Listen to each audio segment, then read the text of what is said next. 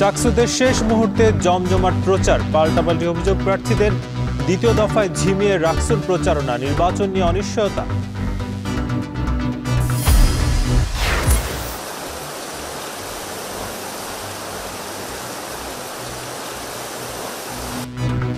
দুই দিনেও খুলনায় ঢাকি নদীর ভাঙা বাঁধ মেরামত হয়নি। প্লাবিত নতুন নতুন এলাকা। নড়াইলের মধুমতি নদীতে বিলীন শত শত বসতভিটা। নেত্রকোনায় ভুতুরে বিদ্যুৎ বিল, ফ্যান আর কয়েকটি বাল্বে আসছে 2 থেকে 3 লাখ টাকা পর্যন্ত। সমাধান না মেলায় গ্রাহকদের ক্ষোভ। হঠাৎ করে আসছে আপনার 3,14,767 টাকা। বিদ্যুৎ অফিসে তারা বললো যে এটা মিটার থেকে এসছে, এটা আমাদের কিছু করার নাই, আপনাকে 23,000 টাকাই দিতে হবে। পাবনায় কৃষকদের সুরক্ষায় তৈরি হচ্ছে আধুনিক অ্যাসেম্বল সেন্টার। রোদে পুড়ে বৃষ্টিতে না ভিজে মিলবে পণ্য বিক্রির সুযোগ।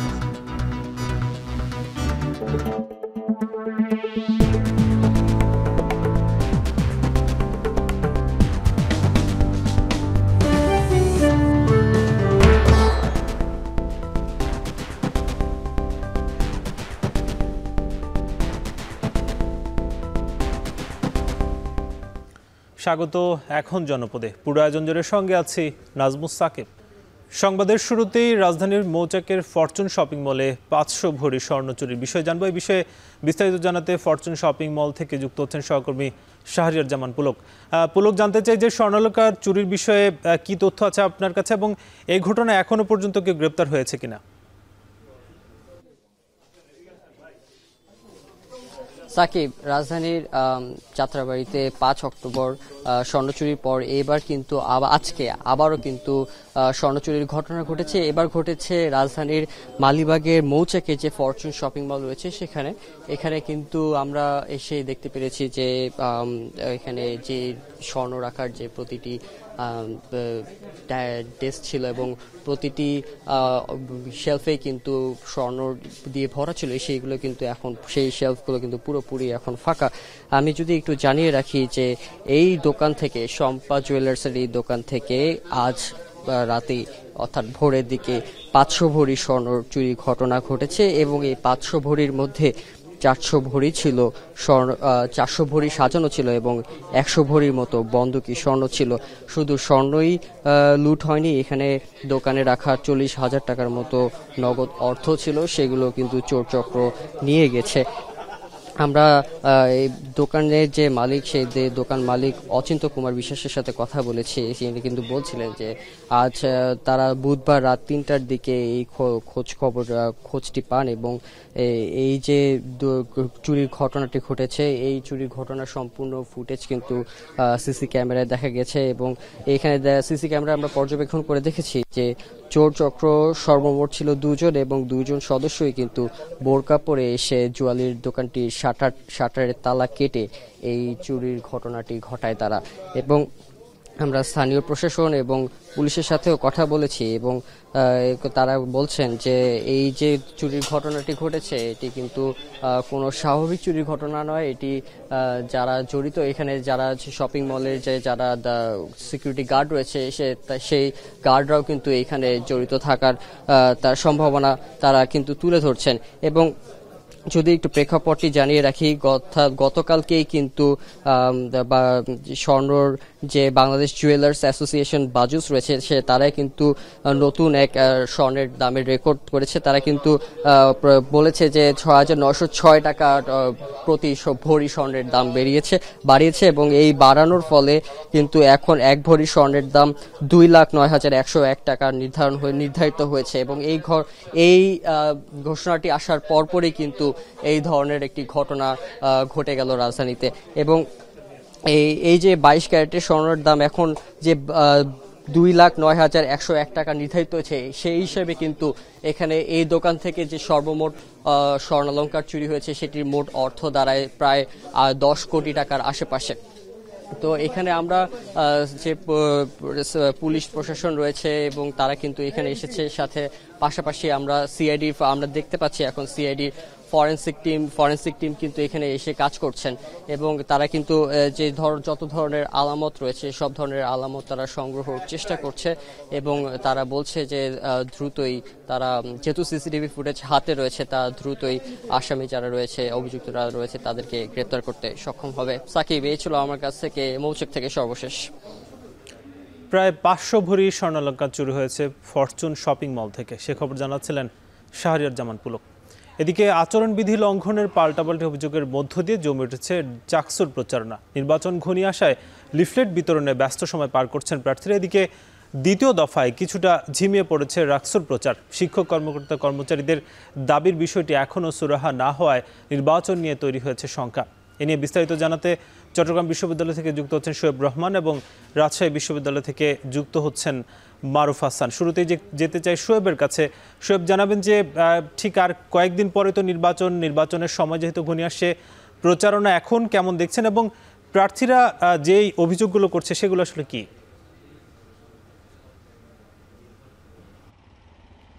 আসলে নির্বাচনের যে প্রচারণার সময় সেটি একেবারে শেষ মুহূর্তে বলা যায়, এই অর্থে যে আজকে বৃহস্পতিবার এবং আজকের পর আগামী 2 দিন ক্যাম্পাস বন্ধ। আজকে প্রার্থীরা প্রচারণা করবেন এবং রবিবার ক্যাম্পাস খোলার পরে রবি সোম মাত্র 2 দিন তারা ক্যাম্পাসে প্রচারণার সুযোগ পাবেন এবং এরপরে কিন্তু মঙ্গলবার প্রচারণা থাকছে না এবং বুধবার কিন্তু নির্বাচন।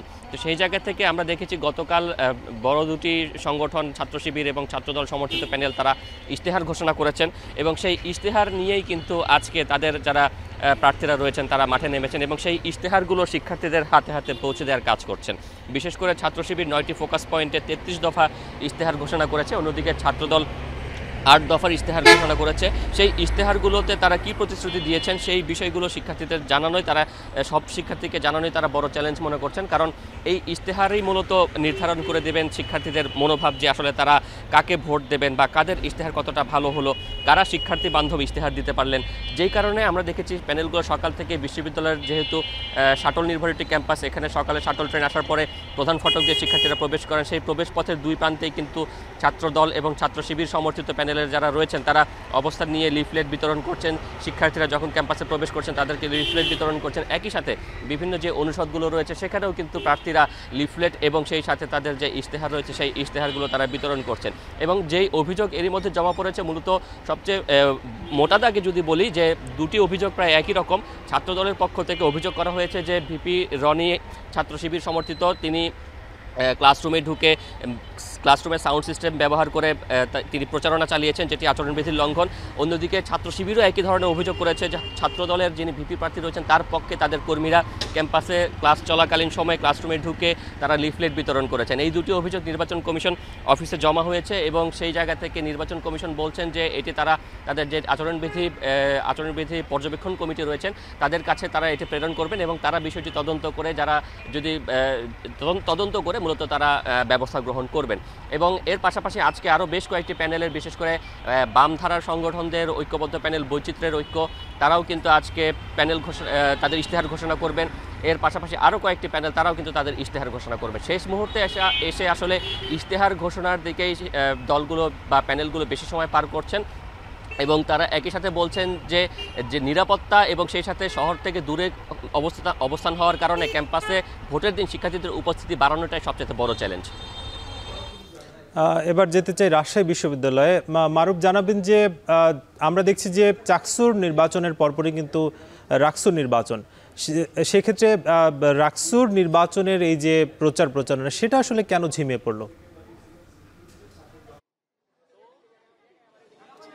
সাকিব, আপনি জানেন যে এর আগেও বেশ কয়েকবার নির্বাচনী প্রচারণার জন্য শিক্ষার্থীরা তাদের সর্বোচ্চ চেষ্টা চালিয়ে গেছে এবং এটা মূলত দ্বিতীয় দফায় তারা কিন্তু আজকে আবার প্রচারণা চালাচ্ছে এবং পুজোর ছুটির পর তারা পঞ্চম দিনের মতো তাদের প্রচারণা কার্যক্রম কিন্তু চালাচ্ছে। প্রথম দফায় যেমন শিক্ষার্থীদের মাঝে এবং প্রার্থীদের মাঝে উচ্ছ্বাস ছিল সেটি কিন্তু অনেকটাই ঝিমিয়ে পড়েছে। এটি মূলত দীর্ঘ সময় ধরে তারা যে প্রচারণা কার্যক্রমের সঙ্গে জড়িয়ে আছে তার কারণ অনেকটাও বলছে। এবং পাশাপাশি এখানে আজকে আমরা দেখতে পাচ্ছি যে সকাল থেকে বিশ্ববিদ্যালয়ের বিভিন্ন জায়গায় প্রার্থীরা তাদের পছন্দের যে সব প্রার্থী এবং তারা সর্বোচ্চ চেষ্টা চালিয়ে যাচ্ছে তাদের ভোটারদের কাছাকাছি যাওয়ার জন্য এবং শেষ মুহূর্তে তারা তাদের প্রচারণায় ব্যস্ত সময় পার করছেন। তবে গতবার যে প্রচারণার ব্যাপারটা ছিল অনেকটাই জমজমাট আয়োজন, বিভিন্ন ভিন্ন ধর্মী প্রচারণা, সেটি কিন্তু আমরা একদমই খুব বেশি পরিসরে দেখতে পাচ্ছি না। গুটি কয়েকজন সেই ভিন্নতা প্রচারণা ক্ষেত্রে নিয়ে আসছে। এই যে ঝিমিয়ে পড়ার কারণটি যেটি আপনি বলছেন সেটি মূলত আপনি জানেন যে এর আগে গত 20 সেপ্টেম্বর শিক্ষক এবং শিক্ষার্থীদের মাঝে পোষ্যকোটা ইস্যু নিয়ে একটি হাতাহাতির ঘটনা ঘটে। তারপরে শিক্ষক কর্মকর্তা কর্মচারীরা একযোগে বিশ্ববিদ্যালয়কে শাটডাউন ঘোষণা করে এবং তারপরে কিন্তু নির্বাচন কমিশনের পক্ষ থেকে এবং শিক্ষার্থীদের দাবির পরিপ্রেক্ষিতে নির্বাচনটা কিন্তু পিছিয়ে দেওয়া হয়, যেটি 25 সেপ্টেম্বর হওয়ার কথা ছিল সেটি কিন্তু নতুনভাবে তারিখ ঘোষণা করা হয় 16 অক্টোবর। এই যে একটা সময়ের পরিবর্তন, যেখানে স্বতন্ত্র প্রার্থীরা আলাদাভাবে প্রচারণার জন্য তারা স্পন্সর বা তাদের সেই অর্থ ব্যয় করতে পারছে না, এবং অন্যদিকে যারা মূলত বিভিন্ন প্যানেল থেকে আছে তারা কিন্তু প্রচারণার জন্য তাদের সর্বোচ্চ সাপোর্টটা পাচ্ছেন, যার জন্য একটা লেভেল প্লেয়িং যে জায়গাটি সেটি কিন্তু হারিয়ে যাচ্ছে বলে অনেক প্রার্থী অভিযোগ করছেন। সাকিব, রাজশাহী বিশ্ববিদ্যালয় নির্বাচনী প্রচারণার আমার কাছে এখন পর্যন্ত ছিল এই পর্যন্ত। 2 দিন পেরিয়ে গেলেও মেরামত হয়নি খুলনায় ঢাকি নদীর ভাঙা বাঁধ মেরামত, যাতে নতুন করে প্লাবিত হয়েছে আরও 2টি গ্রাম। এ নিয়ে 7 গ্রামে পানিবন্দী 20,000-এর বেশি মানুষ। বিস্তারিত জানাতে খুলনার বোর্টবুনিয়া এলাকা থেকে যুক্ত হচ্ছেন তরিকুল ইসলাম।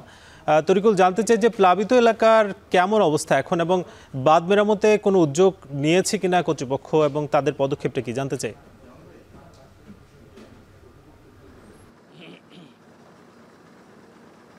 দেখুন, স্থানীয়দের সঙ্গে কথা বলেছি, এখানে যে বাঁধটি ভেঙে গেছে সেই বাঁধের এই অংশটুকু সারতে যে লোকবল প্রয়োজন সেটিকে আরও বাড়াতে হবে। এই একটি মাত্র ড্রেজার দিয়ে এখানে যে কাজ করা হচ্ছে, বালি ফেলা হচ্ছে, সেটি ভাটাতে কাজ করতে করতে কিন্তু আবার জোয়ার চলে আসছে, আর যে কারণে কিন্তু গত 2 দিনের মধ্যে এখনও পর্যন্ত বাঁধটি বাঁধা সম্ভব হয়নি এবং বাঁধটি কিন্তু এখনও পর্যন্ত এই আবারও জোয়ারও চলে এসছে। এতক্ষণ বালি ফেলছিল এখান থেকে ড্রেজার থেকে, কিন্তু সেই বালি ফেলাটা এখন বন্ধ হয়ে গেছে, কারণ পানির উচ্চতা দ্রুত বৃদ্ধি পাচ্ছে এবং জোয়ারের পানির চাপ বাড়ছে। আবারও গ্রামে কিন্তু পানি প্রবেশ করছে এবং আপনারা দেখতে পাচ্ছেন যে বাঁধের জায়গায় কিছু শ্রমিক কাজ করার চেষ্টা করছে, কিন্তু সেটি আসলে পর্যাপ্ত নয় এবং এখানকার মানুষ বলছে যে আরও দুই গুণ এখানে লোকবল নিয়োগ করতে হবে এবং আরও বেশি ড্রেজার নিয়োগ করতে হবে, তাহলে এটি দ্রুত বাঁধা সম্ভব হবে। কারণ এই নদীটা একটি খরস্রোতা নদী, এই খরস্রোতা পানিও এত বেশি চাপ এবং এখন জোয়ার চলছে এবং বিশেষ করে এখন পূর্ণিমার সময় আসলে নদীতে পানির চাপটা বেশি থাকে, আর যে কারণে এই ঘটনাটি যেটি ঘটেছে গত 2 দিন আগে অর্থাৎ মঙ্গলবার রাত 11টার দিকে, সেটি কিন্তু এখনও তারা সমাধান করতে পারেনি। তো এক্ষেত্রে আসলে স্থানীয়রা অনেকে এসে বলছেন যে তারা কাজ করার জন্য প্রস্তুত, এর আগেও তারা করেছেন এবং সেটি না করলে কিন্তু আবারও গ্রামের পর গ্রাম প্লাবিত হবে। ইতিমধ্যে 7টি গ্রাম প্লাবিত হয়েছে, গতকাল 5টি ছিল এবং রাতেই আরও 2টি গ্রাম প্লাবিত হয়েছে। মোট 19টি গ্রাম রয়েছে এই ইউনিয়নে, তিলডাঙ্গা ইউনিয়নে। এই 19টি গ্রাম তাহলে একের পর এক প্লাবিত হবে যদি দ্রুত আজকের মধ্যে সংস্কার না করা হয়। তবে আজকে এইটি সংস্কার করতে আরও 6 ঘন্টা থেকে 7 ঘন্টা অপেক্ষা করতে হবে, কারণ এখন জোয়ার চলছে।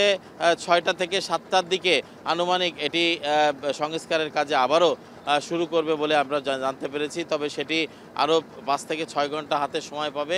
এই সময়ের মধ্যে যদি সংস্কার না হয় তাহলে কিন্তু আজও এলাকার মানুষ পানিবন্দী হয়ে থাকবে এবং এলাকার মানুষের দুর্ভোগ আসলে চরমে। তাদের যে উপার্জনের পথ সবই কিন্তু বন্ধ, তারা পানি ঠেকাবে নাকি তারা আয়ের পথ খুঁজে বের করবে তারা এখনও বুঝে পাচ্ছে না। তারা এক প্রকার হতাশার মধ্যে দিন যাপন করছে। তারা প্রশাসনের কাছে জোর দৃষ্টি আকর্ষণ করছেন যে তাদের খাদ্য সহায়তা দরকার এবং সেই সাথে তাদের পানিমুক্ত হওয়া দরকার। সব মিলে এই ছিল আমার কাছে দাকব উপজেলার ঢাকি নদীর পাড় থেকে সর্বশেষ। তরিকুল ইসলাম যুক্ত ছিলেন খুলনা থেকে। অন্যদিকে বগুড়ায় শুরু হয়েছে যমুনা নদীর ভাঙন। ধুনট উপজেলার শহরাবাড়ি থেকে বানিয়াজান গ্রাম পর্যন্ত প্রায় 1 কিলোমিটার এলাকা জুড়ে অব্যাহত ভাঙনে দিশেহারা স্থানীয়রা। অনেকেই সরিয়ে নিতে শুরু করেছেন ঘরবাড়ি সহ বিভিন্ন স্থাপনা। এ নিয়ে বিস্তারিত জানাতে ধুনটের শহরাবাড়ি থেকে যুক্ত হচ্ছেন সহকর্মী রাজীব সেলিম। সেলিম, জানতে চাই যে নদী ভাঙনের বর্তমান পরিস্থিতি কেমন দেখছেন এবং এখন পর্যন্ত কি পরিমাণ স্থাপনা বিলীন হয়েছে এবং কর্তৃপক্ষের কি পদক্ষেপ? হ্যাঁ সাকিব, বগুড়ার ধুনট উপজেলার এই শহরাবাড়ি থেকে বানিয়াজান পর্যন্ত 1 কিলোমিটার এই যমুনা নদীর এই অংশে গতকাল থেকে ভাঙন শুরু হয়েছে। গতকাল ঠিক এই সময় থেকে ভাঙন শুরু হয়েছে, অর্থাৎ এই 24 ঘন্টায় এখন পর্যন্ত প্রায় 50 বিঘার উপরে জমি নদীগর্ভে বিলীন হয়েছে এবং 8 থেকে 10টি দোকান এখান থেকে সরিয়ে নেওয়া হয়েছে। এটি একটি শহরাবাড়ি, এটি একটি বিখ্যাত ঘাট, এই উপজেলার একটি ঘাট। এই ঘাট এখন বেশিরভাগ অংশ নদীগর্ভে বিলীন হয়ে গেছে এবং এই ঘাট এবং এই অঞ্চলটি, এই বানিয়াজান থেকে শহরাদিঘি পর্যন্ত প্রায় 3টি, সব মিলিয়ে 3টি গ্রাম এখন পর্যন্ত ঝুঁকিতে রয়েছে এবং এই অংশটি অনেকদিন আগে থেকেই ঝুঁকিতে ছিল, যে কারণে 2001 সালে এখানে স্পার নির্মাণ করা হয়েছিল এবং সেই স্পার এবছর ক্ষতিগ্রস্ত হয়েছে এবং ক্ষতিগ্রস্ত হওয়ার পরেই কিন্তু এই ভাঙনটি শুরু হয়েছে। আর এই ভাঙনের বিষয়ে স্থানীয়রা বলছেন যে এখানে পাশ থেকে বালি উত্তোলনের কারণে, আসলে অবৈধভাবে অপরিকল্পিতভাবে বালি উত্তোলনের কারণে আসলে এখানে এই ভাঙনটি শুরু হয়েছে এবং গতকাল থেকে ভাঙন শুরু হওয়ার পরেই কিন্তু পানি উন্নয়ন বোর্ড এখানে 90 লক্ষ টাকা বরাদ্দ দিয়ে এখানে জিও ব্যাগ ফালানো শুরু করেছে। গতকাল থেকে জিও ব্যাগ ফালাচ্ছে এখানে। আর পানি উন্নয়ন বোর্ডের প্রকৌশলীর সাথে আমরা কথা বলেছি, তিনি আমাদেরকে জানিয়েছেন যে এখানে সব মিলিয়ে 7,500 জিও ব্যাগ, বালি ভর্তি জিও ব্যাগ ফালানো হবে এবং 1,500 জিও 2 ব্যাগ, অর্থাৎ জিও ব্যাগের চেয়ে কিছুটা আকৃতিতে বড় সাইজের ব্যাগ এখানে, জিও ব্যাগ এখানে ফালানো হচ্ছে এবং সেই 90 লক্ষ টাকা তাৎক্ষণিক বরাদ্দ দেওয়া হয়েছে এবং এখানকার স্থানীয়রা বলছেন যে যদি এই পার সংস্কার করা না হয়, পার যদি বাঁধানো না হয় সেই ক্ষেত্রে কয়েকটি গ্রাম নদীগর্ভে বিলীন হয়ে যাওয়ার শঙ্কা করছে স্থানীয়রা। এবং এখানে পূর্ব পাশে, নদীর পূর্ব অংশে একটি চর জেগেছে, যে চরের কারণে আসলে পশ্চিম অংশ থেকে বালি উত্তোলনের কারণেই এদিকে পানির চাপ কিছুটা বেড়েছে এবং নদীর পশ্চিম পারে পানির আঘাত হানছে, যে কারণে নদীর পশ্চিম পার ভাঙছে। এটি এখন এখানকার মানুষের দাবি, এটি দ্রুত পার সংস্কার করে নদী ভাঙন ঠেকানো হোক। এই ছিল আমার কাছে বগুড়ার ধুনট উপজেলা থেকে নদী ভাঙনের সবশেষ খবর। ভাঙছে যমুনা নদী, সে খবর জানাচ্ছিলেন রাজীব সেলিম। এদিকে নড়াইলের মধুমতি নদীতে প্রতিদিন বিলীন হচ্ছে বসতবাড়ি থেকে শুরু করে নানা স্থাপনা। গত 2 মাসের ভাঙনে একটি গ্রাম থেকে নদীগর্ভে চলে গেছে 2 শতাধিক বসতভিটা। এছাড়াও ভাঙন ঝুঁকিতে রয়েছে 4 শতাধিক পরিবার। আতঙ্কে দিন কাটছে উপজেলার অন্তত 15টি গ্রামের হাজারো বাসিন্দাদের। ইমরান হোসেনের তথ্যছবিতে বিস্তারিত। প্রতি বছর বর্ষা মৌসুমে তীব্র ভাঙনের আতঙ্ক মধুমতি নদী পাড়ের বসতিতে। গেল জুলাইয়ের মাঝামাঝি থেকে লোহাগাড়ার জয়পুর, ইতনা, শালনগর ও লাহুরিয়া ইউনিয়নের বেশ কয়েকটি এলাকায় শুরু হয় তীব্র ভাঙন। লোহাগড়া উপজেলার জয়পুর ইউনিয়নের আমডাঙ্গা গ্রামের কুটি বেগমের বসতবাড়ি কেড়ে নেয় মধুমতি। 3 সন্তান ও স্বামী নিয়ে এখন খোলা আকাশের নিচে অসহায় দিন কাটছে তার। আমার স্বামী কৃষি কাজ করে, আমার 3 ছেলে মেয়ে। আমার গাছগাছালি ঘর দুয়ার সবই ভেঙে, সবই নদীতে চলে গেছে। রাস্তায় কাছাড় আমাকে কোনো উপায় নাই। এমন গল্প এ জনপদের হাজারো বাসিন্দার। গত 2 মাসেরও বেশি সময় ধরে একটু একটু করে ভাঙছে নদী তীরবর্তী বিভিন্ন এলাকা। এই মৌসুমে এরই মধ্যে অন্তত 2 শতাধিক পরিবারের বসত ভিটা গিলে খেয়েছে মধুমতি। আতঙ্কে আছেন 15 গ্রামের হাজারো পরিবার। ভাঙন আতঙ্কে নির্ঘুম রাত কাটছে এই জনপদে। 3টে ঘর ছিল, নদীতে চলে গেল, খুলেও ভর্তি বিষয় পড়ে সব চলে গেল। এমন ভাবে ভাঙছে এবার বছর, এরকমের আগে কখনো দেখিনি। যেখানে ধরতেছে 10 ঘর 12 ঘর বাড়ি তছনছ হয়ে যাচ্ছে। আমাদের আমডাঙ্গা গ্রামটাই ছিন্ন বিচ্ছিন্ন হয়ে গেছে। আমাদের জন্য কেউ সহযোগিতা করে না। সবকিছু বিলীন হয়ে যাবে যদি শক্ত বেড়িবাঁধ না দেয়। আমরা ত্রাণ চাই না, চাউল চাই না, আমরা শুধু শক্ত একটা বেড়িবাঁধ চাই। পানি উন্নয়ন বোর্ডের লোকরা 2-3 দিন আসছেন, আমরাও ওনাদের সাথে যোগাযোগ করছি। ওনারা আমাদের আশ্বস্ত করতেছে যে বান্ধা হবে বা আপনাদের বিষয়ে, কিন্তু আসলে আমরা তার কোনো পাই না। জেলার 80 কিলোমিটার এলাকা জুড়ে প্রবাহমান মধুমতি নদীর 13 কিলোমিটার রয়েছে বেশি ঝুঁকিতে। এসব ঝুঁকিপূর্ণ এলাকায় স্থায়ী বাঁধ নির্মাণের জন্য প্রকল্প নেওয়া হয়েছে। অনুমোদন সাপেক্ষে বাঁধ নির্মাণের ব্যবস্থা করা হবে বলে জানায় পানি উন্নয়ন বোর্ড। আমডাঙ্গার ভাঙনে যে স্কুল, কলেজ এবং বাজার আছে, ঘরবাড়ি রক্ষার জন্য আমরা অলরেডি অস্থায়ী ইমার্জেন্সি 2টা প্যাকেজ কাজ শুরু করেছি বালুর বস্তা ফেলে। তবে আমরা স্থায়ী বাঁধের জন্য আমরা ঊর্ধ্বতন কর্তৃপক্ষ এবং বাংলাদেশ পানি উন্নয়ন বোর্ড চেষ্টা করছে অতি দ্রুত এই প্রজেক্টটা বাস্তবায়ন করার জন্য। বছরের পর বছর নদী ভাঙন অব্যাহত থাকলেও তা প্রতিরোধে তেমন কোনো ব্যবস্থা নেয়নি কর্তৃপক্ষ। এখন নড়াইল। দুটি ফ্যান আর কয়েকটি বৈদ্যুতিক বাল্বের জন্য মাসে কত টাকা বিদ্যুৎ বিল আসতে পারে? সর্বোচ্চ 1 থেকে 2,000। তবে নেত্রকোনা পিডিবির গ্রাহকদের জন্য সেই বিল এসেছে 2 থেকে 3 লাখ টাকা। দুদকে অভিযোগ করেও মেলেনি পরিত্রাণ। তবে বিদ্যুৎ বিভাগ বলছে অতিরিক্ত বিলগুলো কয়েক বছর পূর্বের। রিফাত আহমেদ রাসেলের তথ্যছবিতে বিস্তারিত। নেত্রকোনা শহরের নাগরা এলাকায় ছোট্ট একটি টিনসেট ঘরে থাকেন দিগেন্দ্র তালুকদার, তার স্ত্রী ও সন্তান। 2 রুমের এই বাসায় আছে কয়েকটি লাইট, 2টি ফ্যান আর সামান্য কিছু বৈদ্যুতিক সরঞ্জাম। তবে আশ্চর্য হলেও সত্য, 1 মাসেই এই বাড়িতে বিদ্যুৎ বিল এসেছে 3,14,000 টাকা। মার্চে আইসে 1444 টাকা, তো আমি এগুলি দিয়েছি। মার্চ এপ্রিলে বিলটা আই করছে 3 লাখ কত। এরপরে তো আমি তো আইসে পরে আমি নিজে ওরে গেলাম, কত কাগজ নিয়ে আসেন, ওই কাগজগুলি আগে হারা দেয়। একই বাড়ির খুকন চন্দ্র দাস গেল মে মাসে 3,14,000 টাকার বিদ্যুৎ বিল আতঙ্কে ফেলেছে তাকেও। অতিরিক্ত বিল সংশোধনে একাধিকবার পিডিবির সাথে যোগাযোগ করলেও সুরাহা পায়নি তিনি। শেষ পর্যন্ত প্রতিকার চেয়ে অভিযোগ করেছেন দুদকের কাছে। প্রতিনিয়তই আসে, দেখেছে 800, 900, 1,000 টাকা, বড় জোরে 1,100 টাকা আসে গরমের সিজনে। এরপর দিয়ে হঠাৎ করে আসছে আপনার 3,14,767 টাকা। তো আমি অবদায় যোগাযোগ করার পরে তারা কোনো আমার সুরক্ষা দেয় নাই। এইদিকে তেমন কোনো ইলেকট্রনিক্স জিনিসপত্র ব্যবহার না করেও 1 মাসে প্রায় 23,000 টাকার বিদ্যুৎ বিল এসেছে শহরের এক শিক্ষক অমলেন্দু পালের। পরে একাধিকবার বিদ্যুৎ অফিসে গিয়েও সমাধান না মেলায় শেষ পর্যন্ত কিস্তিতে সেই বিল পরিশোধ করছেন তিনি। হঠাৎ করে 1 মাসে 23,000 টাকা বিদ্যুৎ বিল চলে আসলো। তো 23,000 টাকা বিদ্যুৎ বিল চলে আসলো। আমি এটা নিয়ে বিদ্যুৎ অফিসে গেলাম। বিদ্যুৎ অফিসে তারা বললো যে এটা মিটার থেকে এসছে, এটা আমাদের কিছু করার নাই, আপনাকে 23,000 টাকাই দিতে হবে। এমন ভুতুড়ে ভিলে আশ্চর্য আশপাশের স্থানীয়রা। তারা বলছেন কর্তৃপক্ষের দায়সারা কাজের ফলেই আসছে এমন ভুতুড়ে বিল। এমনকি বিল দিতে না পেরে জেল হাজতে যাওয়ার ঘটনাও ঘটেছে। 1,10,000 টাকা বিল করছে, আমার নামে মিথ্যা মামলা করছে। মিথ্যা মামলা করার পরে আমি 1,10,000 টাকা জমা দিছি। আমাকে হাজতে নিয়েছে, আমি হাজত থেকে এই টাকাটা জমা দিয়ে পরে বাইরেছি। এটার মধ্যে বিল আইয়ে মনে করেন বড় জোর 800-900, বিল আইছে 1 মাসে 2200। গেছে 26 তারিখ থেকে আপনার এই মিটার চেঞ্জ করার জন্য আবেদন করছি, আমার মিটারে বিল অতিরিক্ত আসে। নেত্রকোনা বিদ্যুৎ উন্নয়ন বোর্ডের নির্বাহী প্রকৌশলী জানান অতিরিক্ত বিলগুলো কয়েক বছর পূর্বের। যদিও অসামঞ্জস্য বিলের জন্য 2 জনকে বরখাস্ত করা হয়েছে বলেও জানান এই কর্মকর্তা।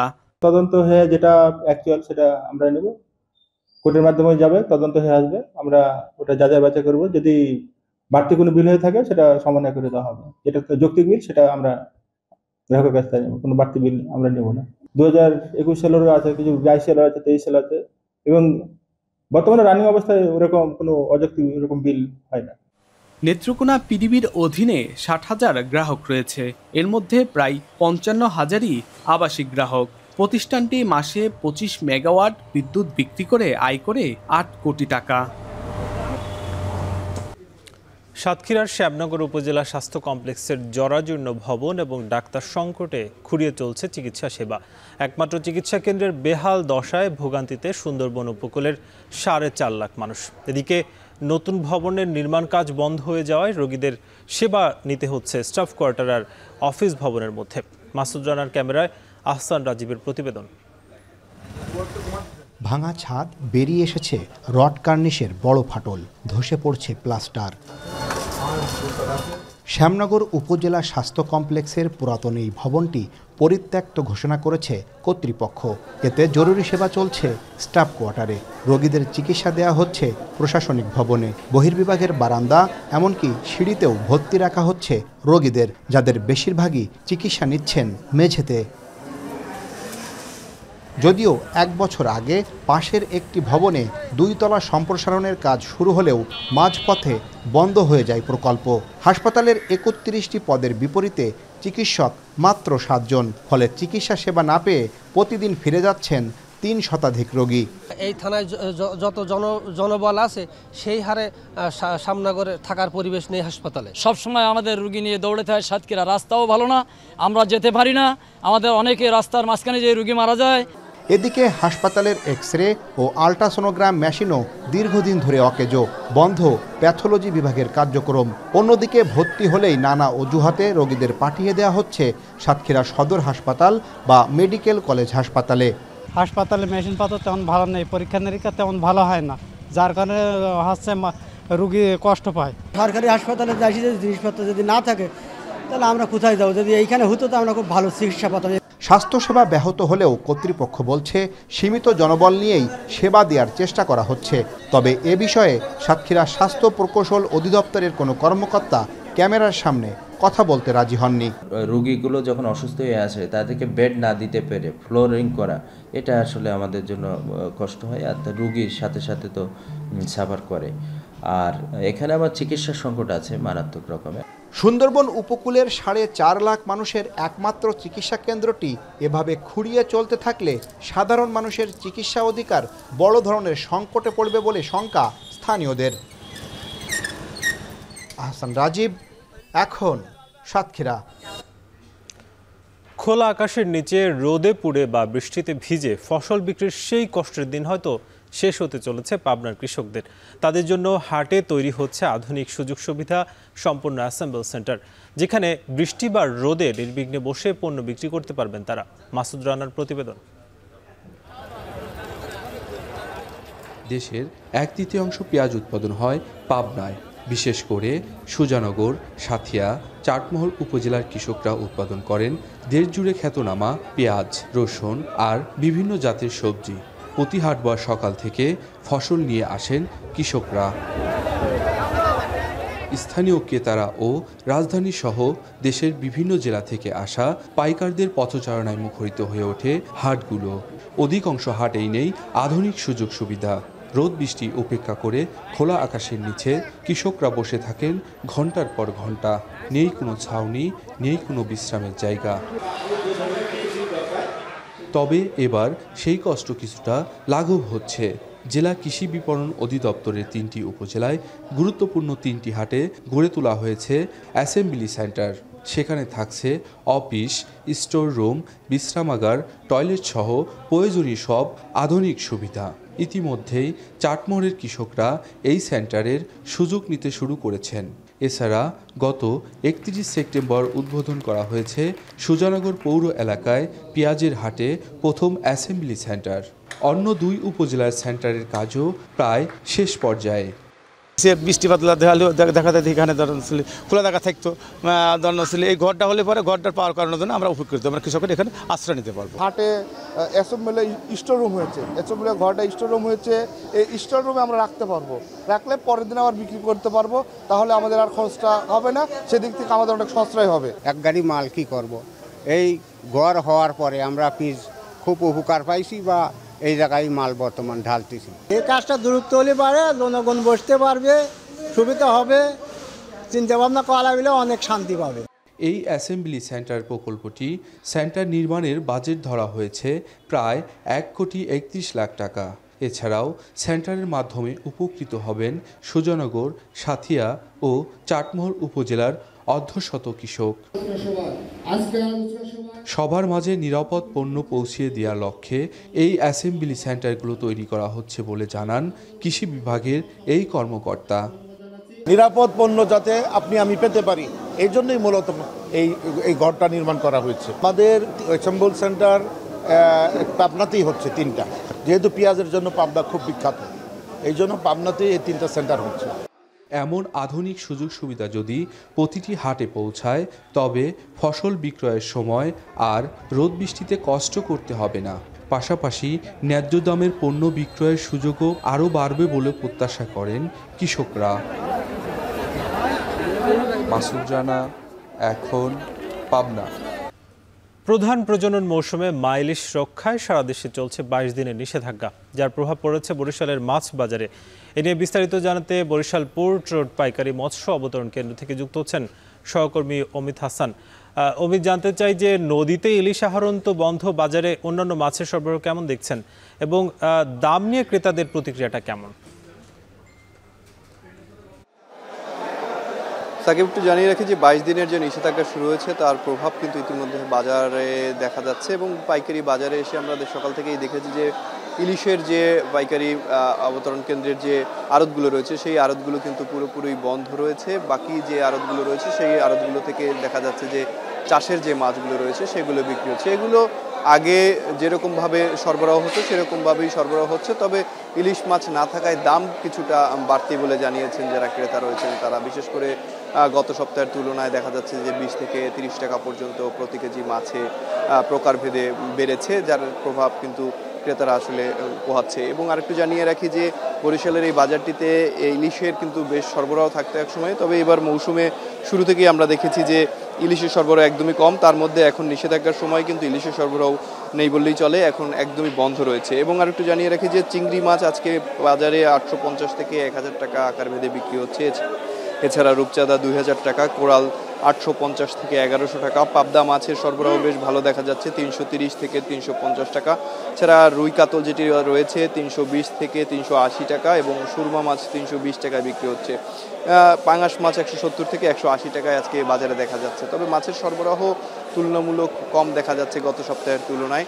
এবং ক্রেতারা বলছেন যে ইলিশ মাছের যে নিষেধাজ্ঞা শুরু হয়েছে তাতে বাজারে যে প্রভাব পড়েছে তাতে কেনাকাটা করতে তাদের কিছুটা সমস্যা হচ্ছে এবং বাজারে অন্যান্য মাছের দাম কিন্তু কিছুটা বেড়েছে। এবং নদীর মাছ বরিশালের বাজারটিতে আসলে নেই বললেই চলে, তবে যা রয়েছে সাগরের এবং চাষের যে মাছগুলো রয়েছে সেগুলোর সরবরাহ বরিশালের বাজারে দেখা যাচ্ছে, সেগুলোই কিন্তু এখন বেচা কেনা হচ্ছে। এবং এই বাজারটি আসলে এমনি সময়ে যেটা নিষেধাজ্ঞা ছাড়া যে সময়গুলো রয়েছে সেই সময় দেখা যাচ্ছে যে ক্রেতার সমাগম বেশ ভালো থাকে, তবে ইলিশ মাছের সরবরাহ না থাকায় ক্রেতা সমাগম বেশ কম দেখা যাচ্ছে। সকাল থেকেই আমরা এই বাজারটিতে রয়েছি, দেখেছি আসলে ক্রেতারা আসছে, টুকটাক কেনাকাটা করে আবার চলে যাচ্ছে। এবং মাছের সরবরাহ কথা যদি বলি, চাষের যে মাছ রয়েছে সেই মাছের সরবরাহটা মোটামুটি রয়েছে এবং দামও আগের মতোই কিছুটা বিক্রি হচ্ছে, তবে নদীর যে মাছ টুকটাক পাওয়া যাচ্ছে সেগুলোর দাম কিন্তু কিছুটা বৃদ্ধি দেখা যাচ্ছে এবং চড়া দামেই কিছুটা বিক্রি হচ্ছে বলে জানিয়েছেন ব্যবসায়ী। এবং ব্যবসায়ীরা বলছেন যে নিষেধাজ্ঞা শেষ হলে মাছের সরবরাহ স্বাভাবিক হলে আবার দামটি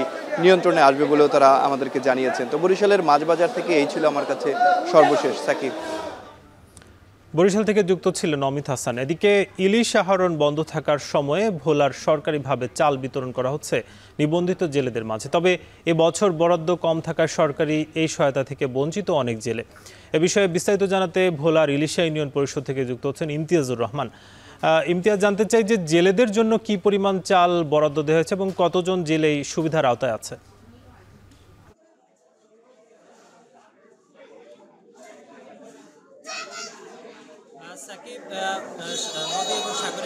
করা হয়েছে, কিন্তু এবছর ভোলায় যে নিবন্ধিত জেলে রয়েছে 1,70,000 জেলে রয়েছে, তাদের বিপরীতে বরাদ্দ এসেছে মাত্র 1,43,000 জেলের জন্য কিন্তু 25 কেজি করে চাল বরাদ্দ এসেছে। এই 25 কেজি এবং চাল বরাদ্দ আসলেও কিন্তু সরকারি নিবন্ধিত জেলে কার্ড থাকা সত্ত্বেও প্রায় 26,000-এর মতো জেলে কিন্তু এই সুযোগ সুবিধা থেকে বঞ্চিত হয়ে পড়বে বলেও কিন্তু আমরা জানতে পেরেছি। বিশেষ করে যে জেলেদের সাথে কথা বলেছিলাম তারা জানিয়েছে যে নিষেধাজ্ঞার আগ মুহূর্তে ভোলার যে মেঘনা দাতিল এবং সাগরমোহনায় ইলিশের সংকট ছিল, তারা একরকম ধার দেনা জর্জরিত হয়ে পড়েছে। এখন কর্মহীন অবস্থায় তারা অর্ধাহারে অনাহারে দিন পার করছে, কিন্তু এই সময় সরকারের পক্ষ থেকে সহায়তা দেওয়া হলেও কিন্তু এখন যে 26,000 জেলে তালিকাভুক্ত হওয়ার পরেও কিন্তু তারা এই সরকারি সহায়তা চাল কিন্তু পাবে না বলেও কিন্তু জেলা মৎস্য কর্মকর্তা জানিয়েছেন যে বরাদ্দ কম থাকার কারণে। অপরদিকে আমি যে ইউনিয়নে রয়েছি ভোলার ইলিশা ইউনিয়ন পরিষদ চত্বরে, এখানে কিন্তু জেলেদেরকে চাল বিতরণ কার্যক্রম চলমান রয়েছে, গতকালকেও হয়েছে, আজকেও হয়েছে, কিন্তু এখানে আসার পরে একটা অসঙ্গতি আমরা দেখতে পেয়েছি। বিশেষ করে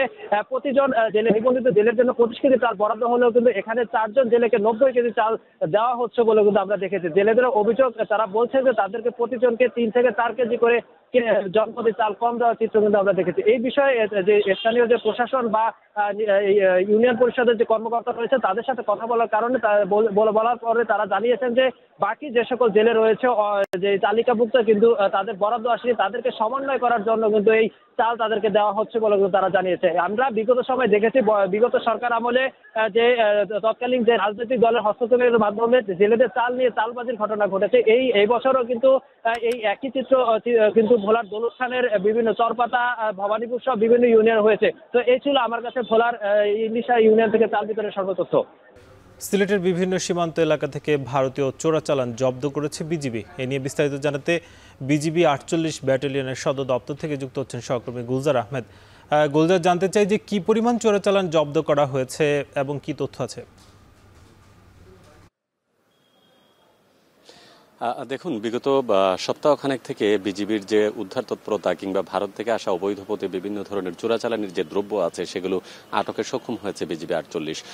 গতকাল রাতে মূলত গোয়াইনঘাট উপজেলার যে বিভিন্ন সীমান্ত এরিয়া আছে সেখান থেকে তারা অভিযান চালিয়ে বিশেষ করে ভারতীয় প্রচুর পরিমাণে জিরা অর্থাৎ প্রায় ৬,০০০ কেজির মতো তারা কিন্তু জব্দ করেছে। পাশাপাশি বিভিন্ন মাদক দ্রব্যের মধ্যে রয়েছে মদসহ অন্যান্য পণ্য এবং এর আগের দিন আমরা দেখেছি প্রায় বছরের সবচেয়ে বড় যে অবৈধ চালান গরু এবং মহিষ যারা অবৈধভাবে নিয়ে আসে সেগুলো আটক করেছে। বিজিবি ৪৮-এর অধিনায়ক যিনি আছেন নাজমুল হক, তিনি বলছিলেন যে আগের দিন প্রায় ৩ কোটি টাকার গবাদি পশু আটক করা হয়েছে এবং আজকে প্রায় ১ কোটি টাকার মতো জিরা এবং ৬৩০ বোতলের মতো মদ যেগুলো আছে সেগুলো উদ্ধার করা হয়েছে। এবং তিনি বলছেন এই ঘটনার সাথে জড়িত অন্যান্য অভিযানে কখনো আটকের বিষয়টি না থাকলেও এবার কিন্তু তারা সশরীরে ২ জনকে তারা আটক করেছেন এবং আইনি পরিপন্থায় তারা ইতিমধ্যে পুলিশের কাছে হস্তান্তর করেছেন। বিজিবির সিও আরও যে তথ্যগুলো দিয়েছেন যে সাম্প্রতিক সময়ে তারা বিশেষ করে সীমান্ত এলাকায় যাতে কোনো ধরনের অবৈধ কার্যক্রম না চলে এবং অবৈধভাবে কেউ যাতে অনুপ্রবেশও করতে না পারে সেজন্য তারা সর্বদা তৎপর রয়েছেন বিধায় এই চলতি বছরে কয়েকদিন সপ্তাহের মধ্যে ২-৩ দিন তারা বিভিন্ন ধরনের চোরাই পণ্য তারা কিন্তু জব্দ করেন। তো এই জব্দ করার পর তাদের যে আনুষ্ঠানিক যে প্রক্রিয়া আছে সেটি তারা পালন করে থাকেন এবং তিনি বলছেন যে আজকে বিশেষ করে যে জিরাগুলো উদ্ধার করা হয়েছে তার বাজার মূল্য প্রায় কোটি টাকারও উপরে রয়েছে। তো সব মিলিয়ে এই অঞ্চলে বিগত ১ বছরে অধিনায়ক ৪৮ ব্যাটালিয়নের তিনি যেটি বলছিলেন যে তারা বিপুল পরিমাণ পণ্য বিশেষ করে চোরাই পণ্য, ভারতীয় শাড়ি এবং কাপড় সহ অন্যান্য যে সকল নিত্যপণ্য দ্রব্য রয়েছে সেগুলো তারা আটকে সক্ষম হন এবং তাদের এই কার্যক্রম মূলত পুরো বছর জুড়েই থাকবে। এই জায়গায় আরেকটি বিষয় তারা যেটি বলছেন যে বিগত সময়ে যে তাদের যে তদারকি ছিল, সামনের সময় যেহেতু বাংলাদেশে একটি নির্বাচন ব্যবস্থা আছে, নির্বাচন ব্যবস্থার সীমান্তে যাতে কোনো ধরনের অপ্রীতিকর ঘটনা না ঘটে সেই বিষয়ে তারা সর্বদা তৎপর রয়েছেন। তো এই ছিল সদর দপ্তর বিজিবি ৪৮ ব্যাটালিয়নের যে সর্বশেষ তথ্য। সাকিব, ভারতীয় চোরাচালান জব্দ করেছে বিজিবি, সে খবর জানাচ্ছিলেন গুলজার আহমেদ।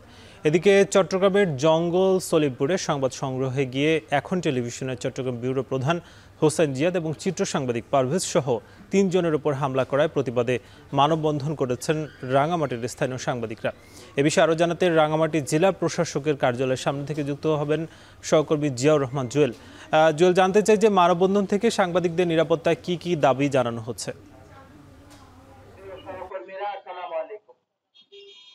সাকিব, আপনি জানেন যে গত ৫ই অক্টোবর চট্টগ্রামে যে সীতাকুণ্ড জঙ্গল সলিমপুর রয়েছে সেখানে আধিপত্যবাদীরা এখন টিভির বিভাগীয় প্রধান হোসেন জিয়াদ এবং আমরা চিত্র সাংবাদিক মোহাম্মদ পারভেজ সহ চালকের উপর হামলা চালিয়েছে এবং সেই ঘটনার পরেই আসলে সারা দেশব্যাপী যে আন্দোলন শুরু হয়েছে সাংবাদিকদের নিরাপত্তার জন্য সেও ঢেউ লেগেছে পার্বত্য এই রাঙামাটিতেও। আজ সকাল ১১টায় আমাদের রাঙামাটির যে প্রেস ক্লাব রয়েছে এবং রিপোর্টার্স ইউনিটি, সাংবাদিক ফোরাম, ৩০টি জার্নালিস্ট নেটওয়ার্ক এবং অন্যান্য কর্মরত যারা সাংবাদিক রয়েছেন তারা সম্মিলিতভাবে এবং তারা সেখান থেকে দাবি তুলেছেন যে সাংবাদিকদের যে এখন পর্যন্ত যত অভিযান, যত এই হত্যা কিংবা নির্যাতনের ঘটনা ঘটেছে সবগুলো ঘটনার সুষ্ঠু তদন্ত করে এবং তাদের দৃষ্টান্তমূলক শাস্তির আওতায় এনে এমন একটি অবস্থা তৈরি করা যে ভবিষ্যতে যেন সাংবাদিকদের নিরাপত্তায় সেটি আসলে কাজে দেয় সরকারের কাছে দাবি জানিয়েছেন। যথাযথ ক্ষতিপূরণ এবং একই সঙ্গে সাংবাদিকদের নিরাপত্তায় সরকার যেন আরো কঠোর অবস্থানে যায় সেই বিষয়গুলো তারা বলছেন। আমরা এখানে সকাল ১১টা থেকে দেখেছি নানা গণমাধ্যমে বিভিন্ন, বিশেষ করে টেলিভিশন, পত্রিকা, ইলেকট্রনিক যে অনলাইন মাধ্যমগুলো রয়েছে এবং ডিজিটাল মাধ্যম রয়েছে সবগুলো মিডিয়ারই আসলে সাংবাদিকরা এখানে একমত হয়ে সেই মানববন্ধনে অংশ নিয়েছেন। চট্টগ্রামের এই ঘটনার বাইরেও যারা বিভিন্ন দেশের নানা প্রান্তে সাংবাদিকদের হত্যা, নির্যাতন, মামলা হামলার শিকার এবং নানাবিধ যে হয়রানি করা হচ্ছে, সবগুলোর বিষয় আসলে সাংবাদিকদের এক হতে এবং রাষ্ট্রীয়ভাবে বিষয়টি দেখভাল করার জন্য আরো কঠোর অবস্থানে যাওয়ার জন্য তারা দাবি জানিয়েছেন। আমরা সকাল থেকে যে এই অবস্থাটি আমরা জানতে পেরেছি সেটি হচ্ছে যে এই একটি রাজনৈতিক দলের ছত্রছায়ায় মূলত এই ধরনের হামলার ঘটনা ঘটছে, বিশেষ করে এই অন্তর্বর্তী সরকারের সময়কালে। এখন পর্যন্ত গত 5 অক্টোবর এই ন্যাক্কারজনক ঘটনা ঘটেও এখন পর্যন্ত কোনো আসামি গ্রেপ্তার হয়নি। কাউকে এখন পর্যন্ত পুলিশ প্রশাসন এবং যারা স্থানীয় প্রশাসন রয়েছে তারা গ্রেপ্তার করতে সক্ষম হয়নি। বিষয়টির প্রতি তারা নিন্দা জানিয়েছেন, প্রতিবাদ জানিয়েছেন। একই সঙ্গে সাংবাদিকদের যে কোনো ঘটনায় যারা হতাহত হয়েছেন এবং নির্যাতনের শিকার হয়েছেন তাদেরকে যথাযথ ক্ষতিপূরণে সরকার এগিয়ে আসবে এবং সরকার কঠোর পদক্ষেপ নেবে, সেই বিষয়টি তারা জানিয়েছেন। রাঙ্গামাটি থেকে এই ছিল আমার কাছে সবশেষ। বিএনপি মহাসচিব মির্জা ফখরুল ইসলাম আলমগীরের নেতৃত্বে কূটনীতিকদের সাথে বৈঠক করেছে বিএনপি। এরপর ব্রিফিং করছেন আমির খসরু মাহমুদ চৌধুরী, সরাসরি যুক্ত হব সেখানে। তার বাইরে কিছু করার তো কোনো দলের অধিকার নাই, আর কোন দলের এই অধিকারও না যে জোর করে আরেকজনের উপর চাপিয়ে দেবে, তাই না? পরিষ্কার বিষয়টা। Thank you.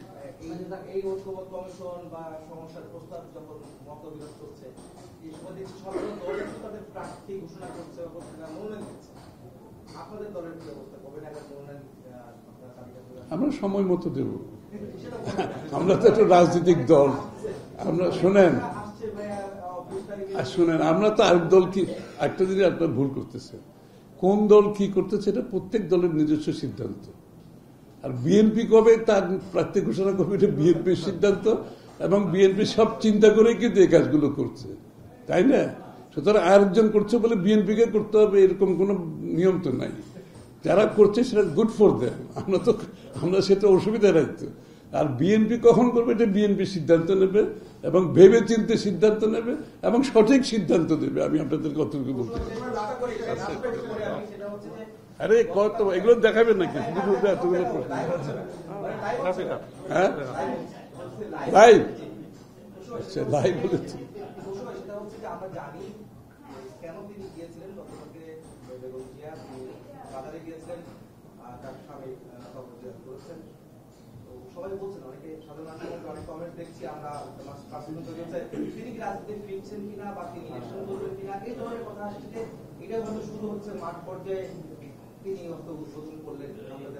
আরে রাজনীতি থেকে উনি চলে গেছেন এটা কেউ বলছে নাকি আজ পর্যন্ত? উনি তো এখনো বিএনপি চেয়ারপারসন, না উনি তো এখনো বিএনপি চেয়ারপারসন, তো রাজনীতি থেকে চলে গেছেন কেউ বলছে নাকি? উনি অসুস্থ, সুতরাং ওনার জায়গা থেকে আজকে আমাদের অ্যাক্টিং চেয়ারম্যান সাহেব দায়িত্ব পালন করছেন এবং ওনার দায়িত্ব পালনের মাধ্যমে আজকে বাংলাদেশের জাতীয়তাবাদী দল এগিয়ে যাচ্ছে। তো সুতরাং কার রোল কি হবে না হবে এটা সময় বলে দেবে, তাই না? বেগম যে তখন বিএনপি চেয়ারপারসন আছেন তো, তাই না? আমির খসরু মাহমুদ চৌধুরী কথা বলছিলেন, সরাসরি যুক্ত ছিলাম সেখানে। সংবাদ শেষ করব আমরা, তবে জানাতে চাই মিনি ম্যারাথনের খবর দিয়ে। সুস্থ দৃষ্টির জন্য দৌড় স্লোগানে উৎসব মুখর পরিবেশে ময়মনসিংহে অনুষ্ঠিত হয়েছে মিনি ম্যারাথন। 5 কিলোমিটারের এই ম্যারাথনে অংশ নেন হাজারের বেশি শিশু কিশোর। ময়মনসিংহ নগরীর জয়নুল পার্কের বৈশাখী মঞ্চ থেকে শুরু হয়ে বিভিন্ন সড়ক প্রদক্ষিণ করেন প্রতিযোগীরা। হারুন রশিদের প্রতিবেদন, ছবি তুলেছেন জাহাঙ্গীর আকন্দ। ম্যারাথনে অংশ নিতে ভোরের আলো ফোটার আগেই অ্যাথলেটরা জড়ো হন স্টার্টিং পয়েন্ট ময়মনসিংহ নগরীর জয়নুল পার্কে। সকাল 6টায় যখন দৌড় শুরু হয় ততক্ষণে অংশগ্রহণকারীর সংখ্যা হাজার ছাড়িয়ে যায়। সুস্থতা, শরীর গঠন এবং মানসিক প্রশান্তির জন্য প্রতিযোগিতায় অংশ নেন অ্যাথলেটরা। 5টি ক্যাটাগরিতে 5 কিলোমিটার মিনি ম্যারাথনে অংশ নেন স্কুল কলেজের শিক্ষার্থীরা, যেখানে প্রতিবন্ধী শিক্ষার্থীদের অংশগ্রহণ যোগ করে বাড়তি মাত্রা। জয়নুল পার্কের বৈশাখী মঞ্চের সামনে থেকে শুরু করে নগরীর টাউন হল, নতুন বাজার, গাঙ্গিনার পার, রেলির মোড়, জুবলিঘাট হয়ে একই স্থানে এসে দৌড় শেষ করেন অংশগ্রহণকারীরা। এ ধরনের আয়োজনে অংশ নিতে পেরে খুশি তারা। স্বাস্থ্যের জন্য সবথেকে ভালো একটি ব্যায়াম, এর ফলে শারীরিক স্বাস্থ্য যেমন ভালো থাকে তেমনি মানসিক স্বাস্থ্য ভালো থাকে। আমি আসলে ভালোবাসি, অনেক দৌড়াই, আমি প্রায় প্রত্যেক দিনই দৌড়াই রেগুলার। 5 কিলোমিটার মিনি ম্যারাথনে 18 মিনিট সময় নিয়ে সবার আগে দৌড় শেষ করেন শহীদ সৈয়দ নজরুল ইসলাম কলেজের শিক্ষার্থী গাজী ফয়সাল। ভালো লাগতেছে, আমরা গিয়ে মেডেলটা দিতে পারবো, ট্রফিটাও দিতে পারবো, আম্মু অনেক খুশি হবে। পরবর্তীতে আমি একটা ম্যারাথনে অংশগ্রহণ নিয়েছিলাম, সেখানে আমি একটু পায়ে ইনজুরি হয়ে যায়। সেই ইনজুরির কারণে এবার আমার একটু সময়টা বেশি লেগে যায়। এবার আমার সময় লাগে প্রায় 19 মিনিট। দৌড় খেলায় খেলে আমার অনেক ভালো লেগেছে আর কি, যে সেকেন্ড প্রাইজ পেয়েছি, এর জন্য আমি অনেক খুশি। চোখ হচ্ছে আমাদের একটি গুরুত্বপূর্ণ অঙ্গ, আর একে সুস্থ রাখার জন্য আমাদের প্রতিনিয়ত হাঁটা উচিত, দৌড়ানো উচিত। চক্ষু স্বাস্থ্য সম্পর্কে সচেতনতা বৃদ্ধি এবং দৃষ্টিশক্তির যত্ন নেয়ার গুরুত্ব তুলে ধরাই এই আয়োজনের মূল উদ্দেশ্য বলে জানান আয়োজকরা। বিশেষত হলো আমাদের যে পিছিয়ে পড়া প্রতিবন্ধী বাচ্চারা, তারাও অংশগ্রহণ করেছে আমাদের এই আয়োজনে। এটা আমাদের এবার মানে খুব ভালো লাগা দিক, সবাইকেই আমরা সচেতন করতে পারছি এবং সবাইকে আমরা একই ছাতার নিচে আনতে পারতেছি। দৌড় স্বাস্থ্যের জন্য অত্যন্ত উপকারী এবং শরীরের প্রতিটি অঙ্গ প্রত্যঙ্গ, চোখ সহ শরীরের প্রতিটি অঙ্গ প্রত্যঙ্গের জন্য উপকারী এবং শিশু ছেলেমেয়েরা, যুবক ছেলেমেয়েরা, এমনকি তাদের অভিভাবকদের যে আগ্রহ, এতে করে সমাজ সচেতন হবে, এটাই আমাদের প্রত্যাশা। বিশ্ব দৃষ্টি দিবসে প্রতি বছরই এই মিনি ম্যারাথনের আয়োজন করে থাকে ডাক্তার কেজামান বিএনএসবি চক্ষু হাসপাতাল। এ সময় বিনামূল্যে চোখের চিকিৎসা সেবাও দেয়া হয় রোগীদের। হারুনুর রশিদ, এখন ময়মনসিংহ। এখন জনপদে শেষ করব, তবে শিরোনামগুলো আরও একবার। চাকসুতে শেষ মুহূর্তে জমজমাট প্রচার, পাল্টাপাল্টি অভিযোগ প্রার্থীদের। দ্বিতীয় দফায় ঝিমিয়ে রাকসুর প্রচারণা, নির্বাচন নিয়ে অনিশ্চয়তা।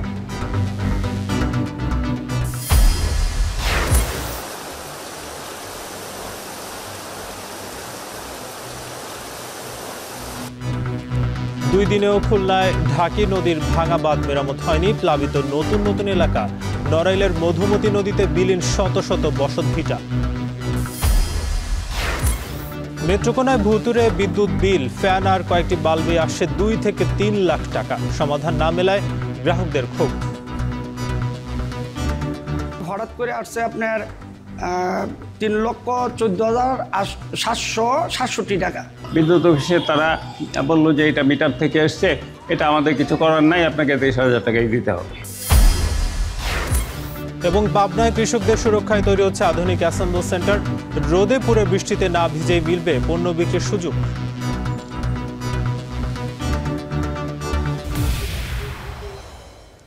এই ছিল এখন জনপদের আয়োজনে। সঙ্গে থাকার জন্য ধন্যবাদ।